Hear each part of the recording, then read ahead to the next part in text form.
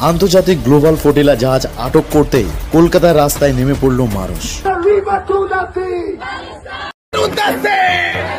রবীন্দ্র সদন থেকে ধর্মতলা পর্যন্ত এক দীর্ঘ মিছিল, প্যালেস্টাইনের পাশে, গাজার নিরীহ মানুষের পাশে। 4 অক্টোবর কলকাতার বুকে এক অনন্য দৃশ্য।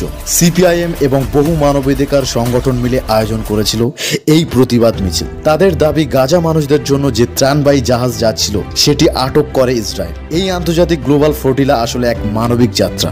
বিশ্বের নানা দেশের সাংবাদিক, চিকিৎসক, স্বেচ্ছাসেবক আর মানবাধিকার কর্মীরা একত্রিত হয়েছিলেন।